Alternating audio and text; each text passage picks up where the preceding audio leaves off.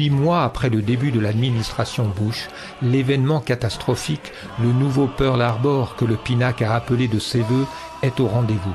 Il est le signal d'un véritable coup d'État invisible. C'est une situation comparable à celle de la prise de pouvoir du crypto-sioniste Lyndon Johnson après l'assassinat de Kennedy, à la différence que Bush est réduit à l'état de marionnette et non de cadavre. La modernité consistait à cette époque-là, 1920 et suivant, de savoir en fait quelle est la modernité. Est-ce que la modernité c'est l'État-nation ou est-ce que la modernité c'est la poursuite d'un rêve impérial ? Et c'est ça la véritable clé de la compréhension de ce qui s'est passé au Proche-Orient pendant les deux guerres. Les Français, sans que ce soit un projet conscient, ont promu le fait de faire des États-nations. Ça a été le cas en Syrie de façon absolument parfaite. L'État-nation syrien, c'est la France. Ça ne veut pas dire que la nation syrienne n'existait pas sans la France. La Syrie existe depuis des millénaires. Mais le fait de passer de province de l'Empire ottoman à État-nation, c'est 25 ans de présence française. Avant, le conseiller diplomatique du président de la République était un ambassadeur chevronné qui avait fait 3-4 postes. Pareil pour les conseillers qui avaient déjà été ambassadeurs. Ce n'est plus le cas. Donc, on a à la fois une cellule diplomatique qui régresse en niveau, mais qui concentre tous les pouvoirs. Un Quai d'Orsay qui est mis de côté et des présidents de la République qui ont peu d'appétence et peu d'expérience à l'international. Et pour Emmanuel Macron, qui souvent écoute le dernier visiteur du soir qui lui lance une idée. Les crypto-sionistes néoconservateurs infiltrés au cœur de l'appareil d'État sont les maîtres d'œuvre de l'opération du 11 septembre et de son exploitation géostratégique. Ils sont étroitement liés à Benjamin Netanyahou, qui joue un rôle déterminant dans la coordination entre New York et Tel Aviv. Comment créer un cloud qui couvre toute la planète pour permettre de connecter tout le monde à l'IA? Si vous voulez créer ce cloud mondial dont parle Kurzweil, il faut le faire depuis l'espace. L'idéal est de mettre des dizaines de milliers de satellites en orbite basse pour redessiner les contours du ciel. Eh bien, je me demande qui est capable de faire ça. Je me demande qui a déjà obtenu l'autorisation de mettre 40 000 satellites en orbite basse dans l'espace grâce à un système appelé Starlink. Oh, mais c'est Elon Musk. Le système Starlink créé par SpaceX détenu par Elon Musk. Je me demande si cela ne pourrait pas permettre de connecter une IA aux humains et par conséquent supprimer l'humain comme nous le connaissons. L'absurdie, c'est ici. Et donc, vous êtes ici. Pas besoin de passeport pour y entrer. Un canapé, une télécommande et hop, vous voilà citoyen à part entière de la République télé des villes. Eh oui, vous l'aviez deviné. Ça s'appelle la France, pas la France des Lumières, encore moins celle des Révolutions, mais celle du XXIe siècle, où l'absurde a élu domicile et se pavane fièrement sponsorisé par la télédébilivision et le fast-food intellectuel. Tout le monde a tiré un diagnostic, la France-Afrique c'est terminé, très bien, mais personne n'a été capable de mettre en place la politique africaine qui devait lui succéder.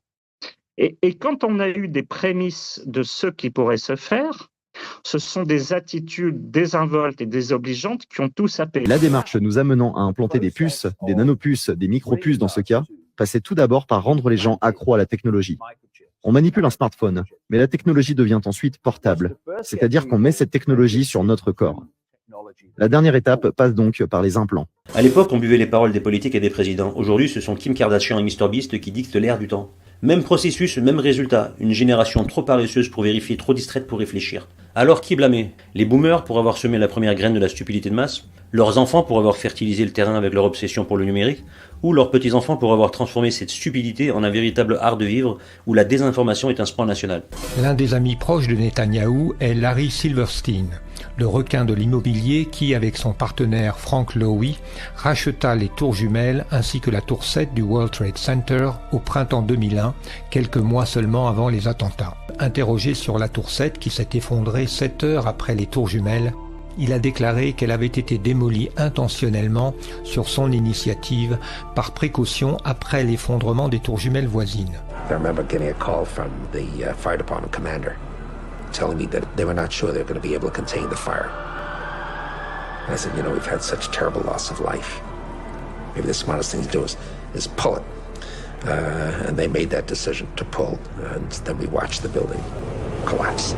Let's just think about this. Controlled demolitions cannot be engineered and rigged in a day. It takes months. Le sentiment qui prévaut en Afrique actuellement est celui du passage d'une indépendance formelle à une indépendance réelle.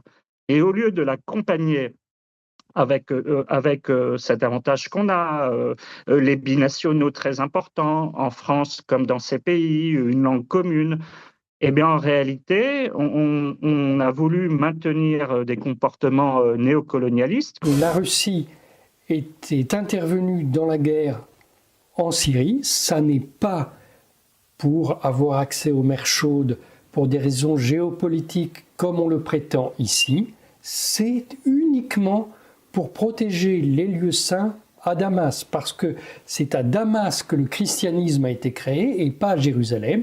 C'est Saint Paul qui l'a créé dans la maison d'Anias à Damas. C'est ça l'opposition, notamment sur la question syrienne, entre la France et l'Angleterre, entre le modèle français, avec un projet qui n'était pas un projet explicite, et les ambitions, elles, parfaitement explicites des Anglais. Les Anglais ont voulu effectivement utiliser les gens des lieux saints pour faire une nation arabo-musulmane dans tout le Proche-Orient. Et s'il n'y avait pas eu le colonialisme français, l'Arabie saoudite aujourd'hui s'étendrait jusqu'à Beyrouth. C'est le Pentagone qui a décidé que la Turquie allait poursuivre l'offensive jusqu'à Damas. Ça n'est pas une initiative turque, c'est une initiative du Pentagone. Et le département d'État a regardé ça effrayé. Parce que le département d'État se contentait de répéter ce que lui disait Israël. Et le président Joe Biden s'est d'abord opposé à la prise de Damas. Mais le Pentagone lui a imposé la prise de Damas. Il y a des mouvements qui ne se sont pas encore produits, mais qui tôt ou tard vont finir par se produire et qui vont affaiblir cet Occident otanien pendant que la Russie, elle, s'occupera de régler définitivement le problème de l'Ukraine. C'est ce qui va probablement se passer et c'est probablement le calcul qu'a fait Vladimir Poutine. Laissons les Occidentaux se débrouiller avec leurs contradictions et puis voyons après comment on pourra récupérer nos billes. Les Russes n'abandonneront pas l'Iran. C'est une certitude absolue. Donc, ils soutiendront les Iraniens. Les Turcs ne vont pas aider à détruire l'Iran. C'est un pas trop loin pour eux. C'est une guerre qu'ils ne veulent pas avoir à mener. Mais les Turcs pourraient très facilement se retourner contre les Israéliens. Children and women that we see in the emergency rooms of the hospital that we work in is just mind-boggling. And the number of kids who I have seen with amputated arms or legs, or kids who were killed is just mind-boggling. Cessez de diffuser des photos horribles d'enfants blessés à Gaza provenant de la propagande du Hamas. Avec l'IA, on sait que la plupart sont créés de toutes pièces et l'étalage de ces horreurs est tellement impudique qu'elles produisent l'effet inverse. Israël ne se contente pas d'un horrible génocide sur la population de Gaza, elle détruit également tout ce qui est beau.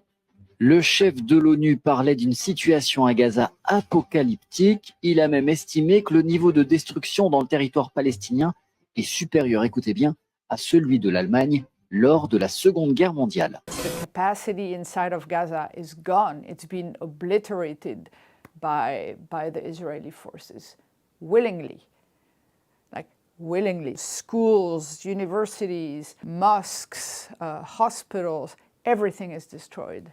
Everything. Quiconque possède des connaissances de base sur la structure métallique des gratte-ciel, et en particulier sur les tours jumelles de New York, aura du mal à croire que des avions aient pu y causer des dégâts structurels capables d'entraîner leur effondrement. Il se trouve que Donald Trump est un promoteur immobilier qui connaît bien ces questions. Voici ce qu'il a déclaré le jour même des attentats. Well, it was an architectural defect. You know, the World Trade Center was always known as a very, very strong building. Still on the outside of the building. And you had big, heavy I-beams.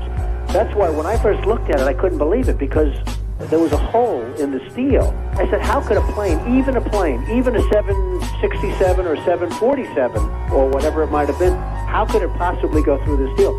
I happen to think that they had not only a plane, but they had bombs that exploded almost simultaneously because I just can't imagine anything being able to go through that wall. Joyeuse Noël Il y a des musulmans qui souhaitent les féliciter. Moi, je ne se moque personne. Je vois des ratés qui se nourrissent avec la haine et disent le Père Noël n'existe pas. Bien sûr, il existe. Bien sûr, il existe. La destruction de plusieurs États hostiles à Israël, rendue possible par le choc du 11 septembre, fut un pas décisif vers la réalisation du destin qu'Israël s'est donné il y a plus de 2000 ans.